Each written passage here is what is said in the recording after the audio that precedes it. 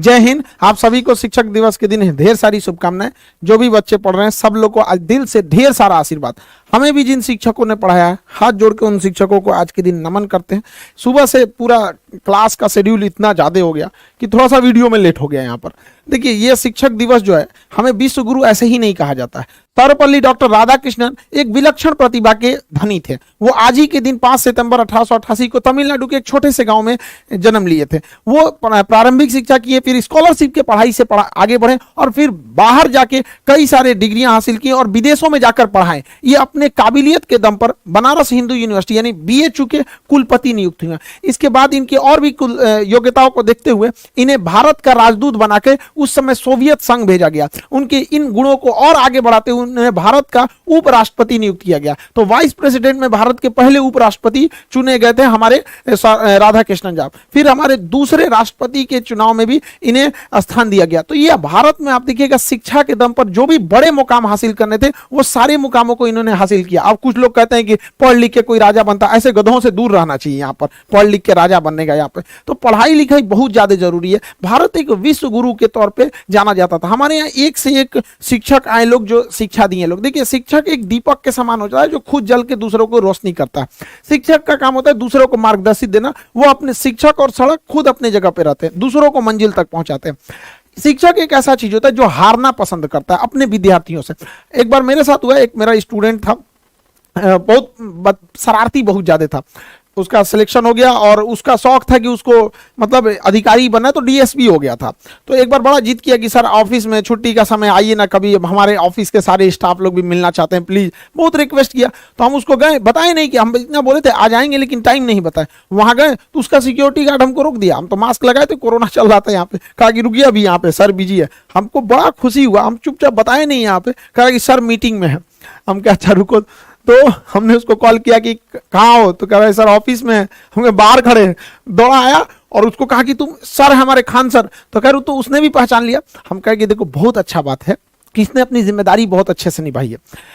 तो कहने का सेंस है कि इतना खुशी हुआ हमको कि हर माँ बाप और शिक्षक अपने खुद विद्यार्थियों से हारना चाहते हैं। माँ बाप आपसे हारना चाहते हैं, वो चाहते हैं कि आप उनसे भी आगे जाए। हम खुद चाहते हैं कि बाबू आप सब लोगों से कहते हैं कि पढ़ लिख कर इतने आगे जाइए ना कि आपसे मिलने के लिए हमें आपके ऑफिस में पूछ के आना पड़े। उस दिन हमारे को लगेगा नहीं हम सफल हो गए। हम आपसे हारना चाहते हैं। जी जान लगा के पढ़ाई कीजिए, माँ बाप का, देश का, सबका नाम रोशन कीजिए। हम एक सोने की चिड़िया कहलाते थे एजुकेशन के दम पर। लोग चाइना से पढ़ने आते थे। आज चाइना कितना डेवलप हो गया। हमारे यहाँ ह्वेनसांग, फाहियान, दुनिया भर के चाइनीज सब पढ़ने आए। विदेशी लुटेरे आए थे तो हमारे यहाँ लूटने के लिए। इसका मतलब हमारे पास कुछ था।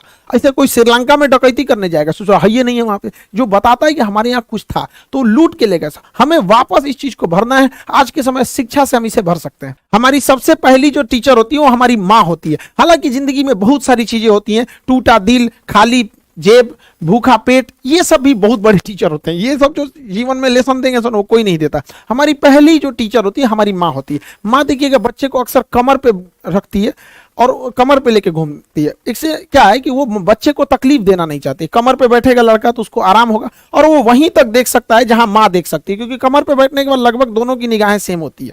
तो माँ सोचती है बेटे को आराम रहे। पिता की सोच थोड़ी डिफरेंस होती है। पिता होगा खुश होगा तो बच्चे को कंधे पे बैठाएगा।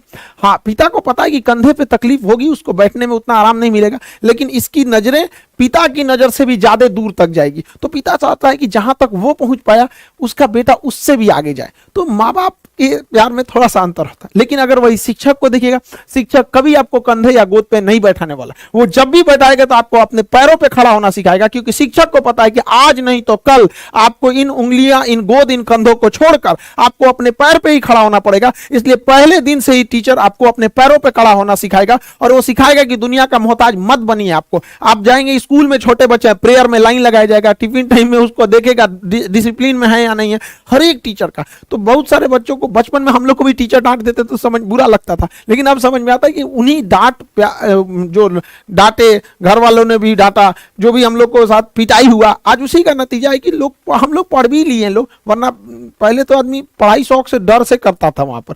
तो टीचर की भी रिस्पॉन्सिबिलिटी बनती, उनको भी समझना चाहिए। आज दुनिया बहुत आगे जा रही है, आजकल के लड़के एडवांस हो गए हैं, तो टीचर को भी अब एडवांस बनना पड़ेगा वहां पर। उनके साथ टीचर को अब एक फ्रेंड की तरह भी पढ़ाना पड़ेगा, जहां पीटना है तो वहां एनिमी की तरह पीटना भी पड़ेगा।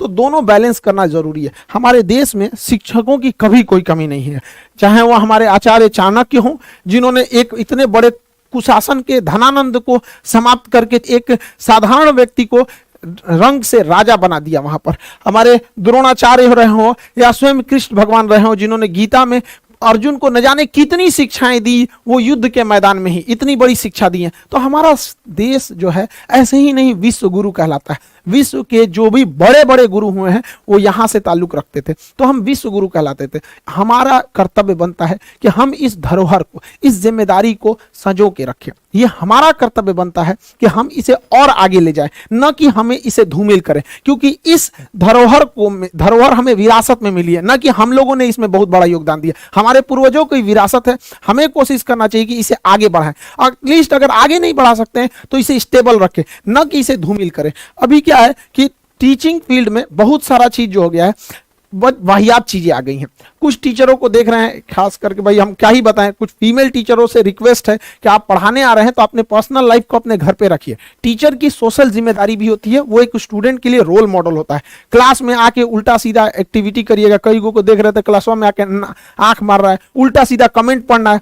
देखिए कमेंट रहे ना रहे ऐसे ही झूठे पढ़ देते हैं सब। तो ऐसे टीचर लोगों को भी कहते हैं ध्यान दिया कीजिए। हम ही लोग हैं भाई, किसी दिन बाल कटवाएंगे तो कभी ज्यादा काट देगा, तो पता है कि लड़का पूछने वाला है कि सर आज बाल ज्यादा काट दिया, तो क्या हम ये कमेंट पढ़ेंगे? इग्नोर करेंगे हम ये सब चीजों को। कोई क्वेश्चन पूछ रहा है तो उसको पढ़ेंगे, तो जानबूझ के ऐसा ऐसा कमेंट पढ़ेगी, सर मैडम आज गोर लग रही है, सब जरूरत नहीं फिल्टर और मेकअप हटा के देखो दलिदर लगेगी, यहाँ पे अपने से सोच लेना है। तो देखिए हम किसी से, हमारा कोई द्वेष नहीं है, बस हम इतना कहना चाहते हैं कि हमारे देश की जो संस्कृति है, जो हमारे देश की विरासत है, उसे खिलवाड़ करने का अधिकार किसी को नहीं है। अगर कोई उससे खिलवाड़ करेगा तो हम उसका विरोध करेंगे। हम हाथ जोड़ के विनती करते हैं कि हमारे देश की जो धरोहर है उसे बचा के रखिए। हमारा देश विश्व गुरु के नाम से जाना जाता है। इस धरोहर, इस संस्कृति को बचा के रखिए। यह भी आपकी एक देशभक्ति है, इसे बचा के रखना है। जिसको बहुत ज्यादा शौक है इंग्लैंड चल जाए ना, वहां जैसे मन वैसे पढ़ाना है पढ़ाओ, जो मन पहन के पढ़ाना है पढ़ाओ यहाँ पर, लेकिन हमारे देश की जो धरोहर, जो संस्कृति है उसे बचा के रखिए। हम प्रेम से समझा रहे हैं, वरना फिर लड़का आप लोग को उल्टा सीधा सुनाएगा तो आप कहिएगा लड़का बोलते हैं सब। इस टीचर के अंदर ये समझ होनी चाहिए कि हमें किस तरह के भाषा का प्रयोग करना है, या फिर किस तरह के कमेंट्स को पढ़ना है, कैसे कपड़े पहनने। अब ये सब समझाने की चीजें हमारे यहाँ। टीचर की पहचान उसके पढ़ाने से होनी चाहिए। जैसे हमारे संदीप महेश्वरी सर, इनकी पहचान क्या है? मोटिवेशनल वीडियोस देते हैं, इनके कंटेंट जो होते हैं मोटिवेशन से रहते हैं। ये हमारे विवेक बिंद्रा साहब बिजनेस कोच हैं, बिजनेस के नए नए आइडियाज देते हैं। यहाँ पर एपीजे अब्दुल कलाम क्यों जाने जाते हैं? मिसाइल मैन के लिए। खान सर के बारे में अगर कुछ क्यों जाने जाते हैं? तो जटिल चीजों को समझा देते